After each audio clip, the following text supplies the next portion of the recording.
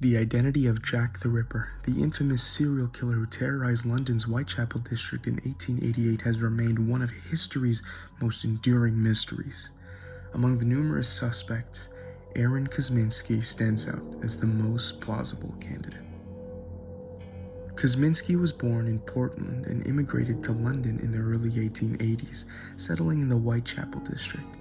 Kosminski's background is characterized by severe mental instability marked by paranoid schizophrenia.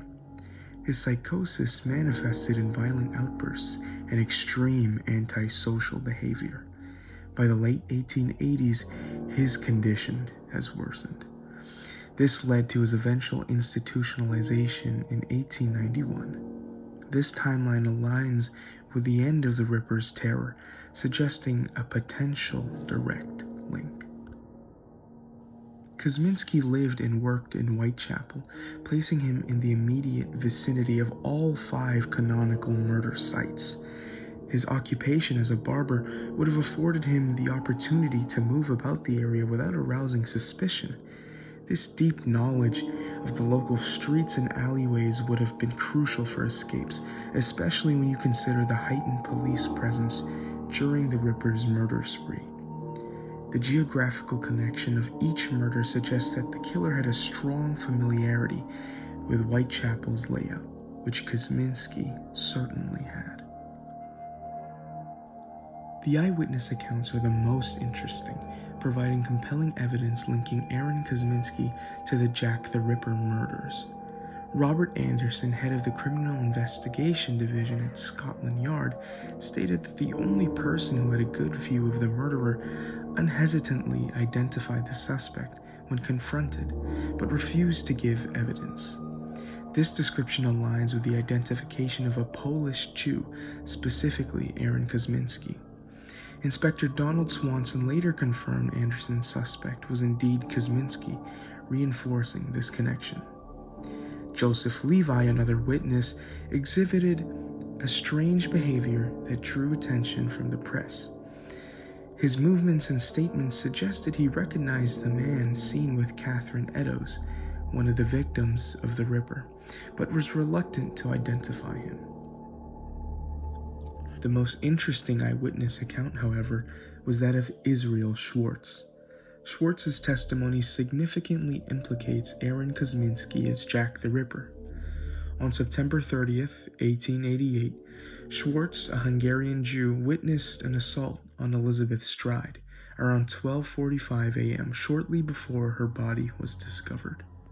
Schwartz described the attacker as about 5'5" with dark hair, a fair complexion, and a brown mustache, all matching Kosminski's appearance. Schwartz also saw a second man who started following Kosminski after the attack. This suggests a possible accomplice, but police later dismissed the second man as a suspect. Given that Stride was found dead 15 minutes later, it is highly likely that Schwartz witnessed the beginning of her murder. The physical descriptions provided by multiple eyewitnesses align closely with Kosminski's appearance. Schwartz's account, combined with his proximity to the crime and the serious consideration of his testimony by the police, strengthens the case against Kosminski. Additionally, Chief Inspector David Swanson and Assistant Commissioner Sir Robert Anderson indicated that a Jewish witness identified Kosminski as the murderer, but refused to testify against a fellow Jew. This critical piece of information strongly suggests that Aaron Kosminski was indeed Jack the Ripper. Kosminski's behavior provides a compelling psychological profile of a potential serial killer. His severe mental illness, particularly his paranoid schizophrenia, would have driven him to act on delusions and violent impulses. Notably, Kosminski exhibited a pronounced misogynistic rage, particularly towards prostitutes. This hatred aligns with the profile of Jack the Ripper, whose victims were all women involved in prostitution. Furthermore, Kosminski's psychosis often manifested in violent outbursts, reinforcing the possibility that he could commit such brutal murders. In 2014, new forensic analysis provided a significant breakthrough in the Jack the Ripper case. A shawl found near the body of Catherine Eddowes, the Ripper's fourth victim, was subjected to advanced genetic tests. Forensic scientists extracted mitochondrial DNA from the blood and semen on the shawl and compared it with samples from living descendants of Eddowes and Aaron Kosminski. The analysis published found a match with Kosminski's maternal line, linking the DNA to living descendants of Kosminski's sister.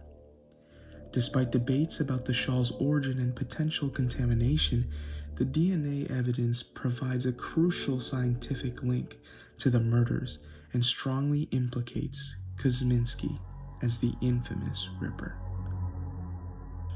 The combination of Aaron Kosminski's mental illness, his proximity to the Whitechapel murder sites, consistent eyewitness descriptions, police suspicions, and the recent DNA evidence forms a strong argument for his culpability as Jack the Ripper. His severe psychosis and deep-seated hatred of women fit the psychological profile of the Ripper, whose murders were marked by extreme brutality and significant targeting of prostitutes. While other suspects have been considered over the years, none match the convergence of direct and circumstantial evidence as convincingly as Kosminski.